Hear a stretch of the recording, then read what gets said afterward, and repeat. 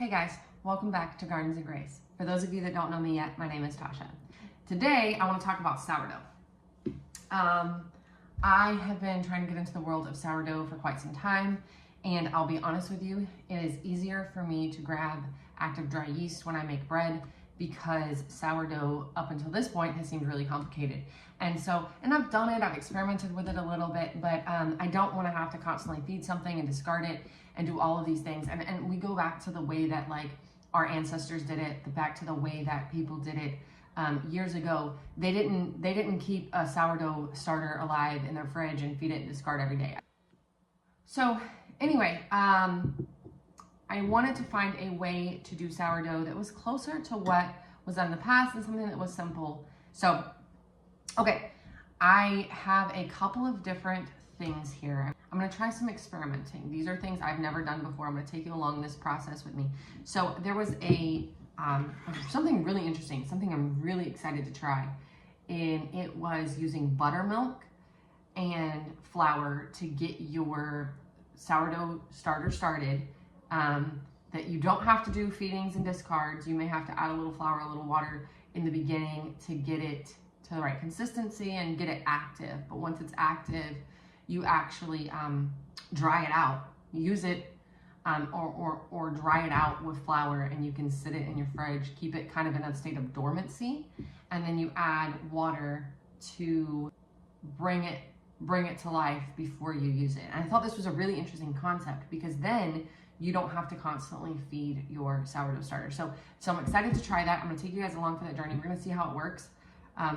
The other option and the other thing that I'm doing is starting with just some distilled water and some flour. Now, I'm using all-purpose unbleached flour. It's just what I have right now. I know that wheat flour would probably work better for sourdough. Anytime that you're doing sourdough, ancient grains would work better. The all-purpose isn't necessarily the best flour for this. However, there's enough of the wild yeast that's in the air and in the flour already and in the water and all the things and in the process of this happening, you know, there's enough in the air that it's going to eventually capture it. It just usually takes longer from what I've read and what I understand. So either way, we're going to try this experiment today and we're going to see, because if this works, if I can get either one of these to work, both of these are not supposed to be something that you have to feed all the time. The one with water and just flour, you feed it to get it established and started, and then you can just throw it in your fridge, and then you just feed it before you use it, the day before you use it, to kind of bring it back to life. But it also kind of stays in a state of dormancy. It's just in a liquid form. The one where we're going to start with buttermilk, we're going to use buttermilk and flour, and then after that we're just going to add water and flour.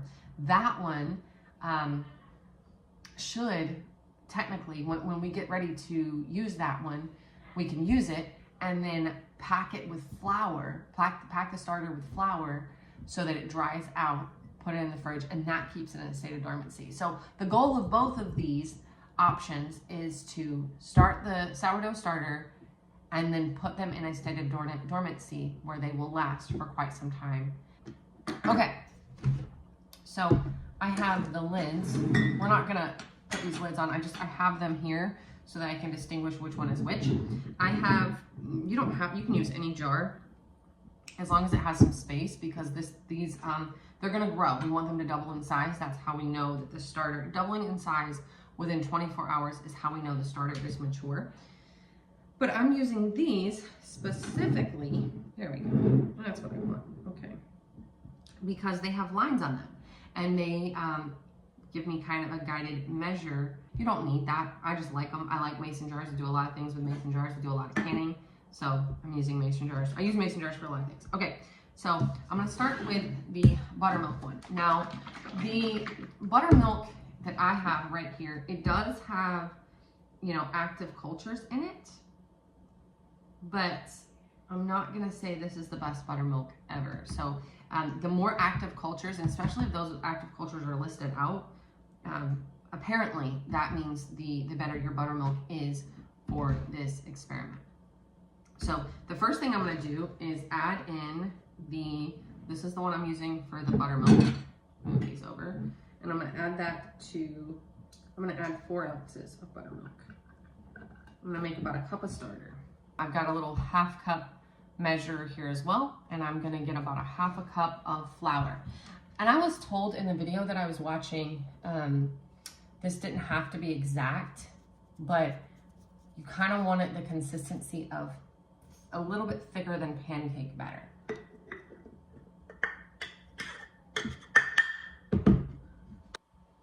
Okay, and now I got my little chopstick here, and I'm gonna stir it up.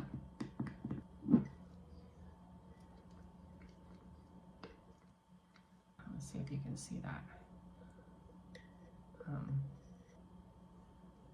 So that's kind of what we want it to look like. And that is the buttermilk. Okay, so I checked the hydration amount for this next sourdough starter, the one with just flour and water, and it is a 100% hydration. So what that means is we're gonna have equal amounts of water and flour. We're not gonna put anything else in the starter, just water and flour. So I have my scale here so we can measure it out so we can get the most accurate amount. So I'll put this here, I'm gonna tare it. Okay, perfect. Now I'm gonna put about 4 ounces of flour.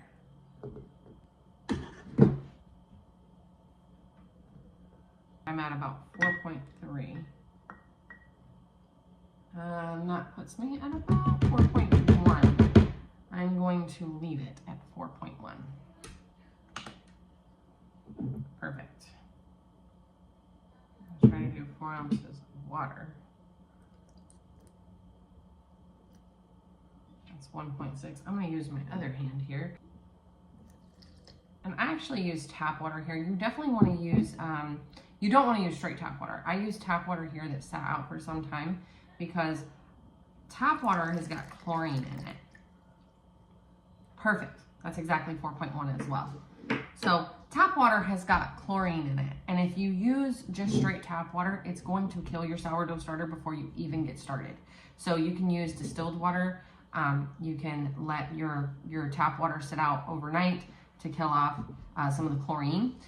You could also bring it to a boil and then just make sure you cool it back down to room temperature before you were to, put it in your sourdough starter. So all of those are good options. Get rid of my scale here. And I've got a clean chopstick here. You can kind of see it's just really thick. It's like a biscuit batter almost. We're gonna cover both of these. I'm just gonna cover them with plastic wrap. We'll check on them in a few hours and see where we're at and what it's looking like. So here we are about 48 hours later with our sourdough experiment, and a lot of activity has begun to happen. Now, the first day I did come back and check on it a few hours later after we made it, but nothing was really taking place. And then the next day I checked it, same thing, nothing was really taking place. But here we are, like I said, about 48 hours later, and you'll see there's a lot of bubbles, there's a lot of activity. This is the mixture where it was just water and flour, and it was really getting active. It was really starting to bubble up and look like a sourdough starter. And now here we look at the one where we made with the buttermilk, where we started with buttermilk and flour. I didn't add any water to this mixture yet. It was just buttermilk and flour. And you'll see that there's a lot of bubbles beginning to form in this one. This one actually in the beginning looked a lot more active than the water and flour mixture. You'll see later actually though that the water and flour mixture got to maturity a little bit faster. So here I am. I'm about to go ahead and feed these sourdough starters for the very first time. And we're going to continue with the buttermilk mixture. We're going to continue with a lazy method. So I don't measure anything. I'm going to show you guys how I do it in just a moment, but I don't measure anything here. I start feeding the sourdough starters at the 48-hour mark approximately, and I feed them consistently at 24-hour intervals, give or take. Now, the next scene you're going to see is day 4, but I did feed them on days 2 and 3. I just didn't take footage of that.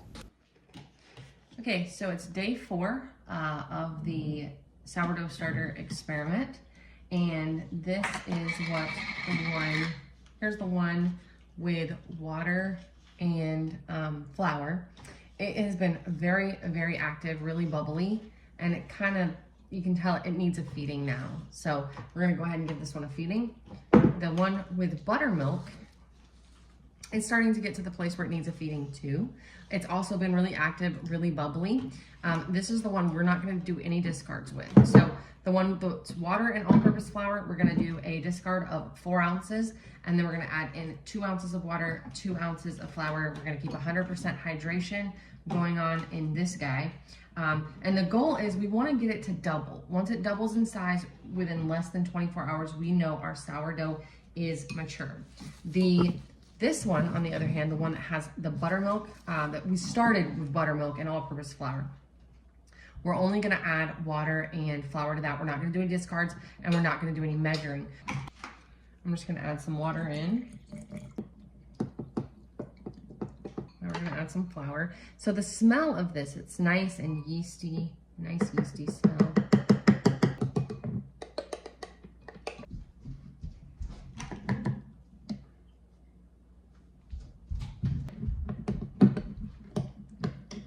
I think we've probably got it almost right now. Yeah, that's looking pretty good. I'm guessing this thing is going to just expand rapidly, but we'll see. Let's cover it back up. Yeah, I can already see the bubbles just already starting those bubbles. So I have this tared already and it's ready to go. This is set at 0.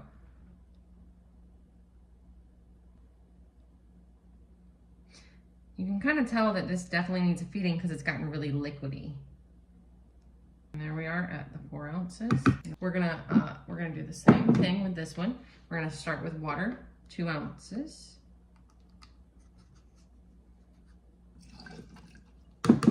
Now we're gonna do 2 ounces of flour. 2 ounces exactly. Oh, we did that fairly well. Okay, we're gonna take our clean knife, since we already put the water in. We're just gonna kind of stir that up a little bit. Really, really runny and wet.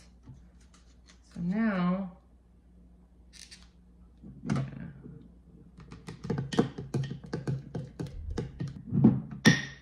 okay, so here is the consistency. So that seems pretty well perfect. So we're gonna go ahead and put the lid on both of these and see what they do over the next few hours. Here's what the jars look like about 6 hours later. The one that was originally started with the buttermilk is really active, really bubbly. There was a whole lot of activity going on with this one. It's starting to settle a little bit more now.